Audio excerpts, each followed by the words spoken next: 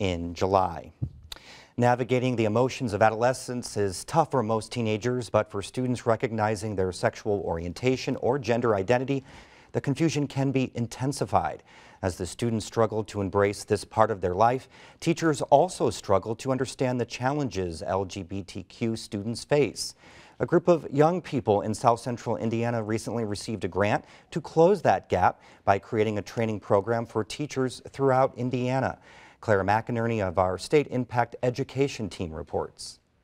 Going into more on the binary versus spectrum. Every few months, the members of Prism Youth Community, an organization run through Bloomington Pride, host a community forum.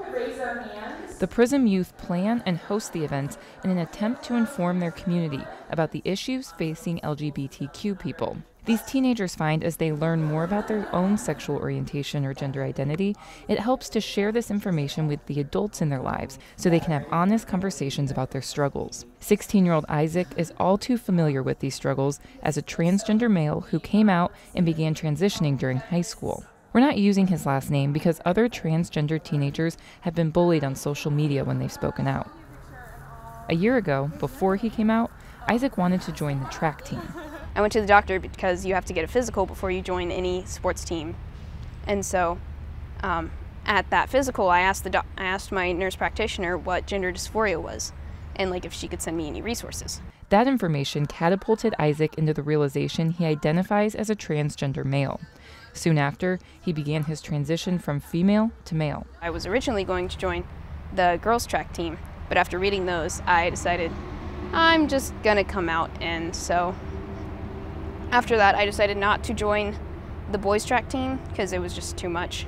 In addition to figuring out the right sports team to join, Isaac faces a lack of knowledge from teachers and other school staff that make it difficult for him to feel comfortable at school as he moves through his transition. For example, the school won't change his name on the roster. And so I have to reintroduce myself to new teachers and be like, no, my name's Isaac, not my birth name. And so they say, well, you don't look like an Isaac. Isaac is a part of Prism Youth Community, a group for LGBTQ youth from 7 counties in South Central Indiana. The group recently received a grant from the city of Bloomington to create free online resources for teachers and other youth-serving professionals across the state that will help them better understand LGBTQ issues and how to properly address them at school. The resources will be divided into online modules so teachers can access whatever information they need at that time. The modules will include information explaining different facets of gender and sexuality, but will also inform teachers about how to handle specific scenarios, like how to address a transgender student or ask questions that aren't offensive to students. As someone who really believes in equality in all its forms, I have been struggling to understand a lot of it. Sweeney says over the last few years, as more students have come out, she struggles with knowing how to be a helpful and effective educator for them. Just things such as, should I refer to this young person as a boy or a girl? Should I use he or she? And I have been really trying to learn about how I can support these students and what to do about them. By giving teachers more information, the students hope to reduce instances of using the wrong name or pronoun, not letting students use the bathroom they want, or assuming a student will attend a dance with a date of the opposite gender.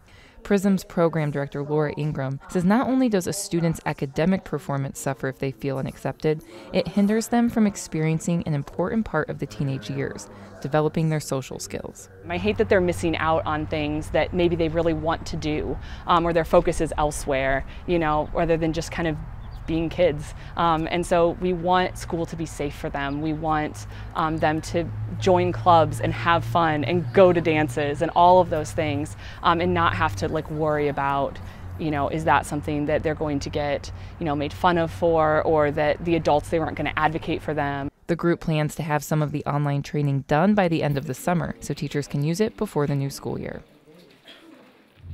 The PRISM advisors and students say they will make themselves available if schools want on-site training in addition to the online modules.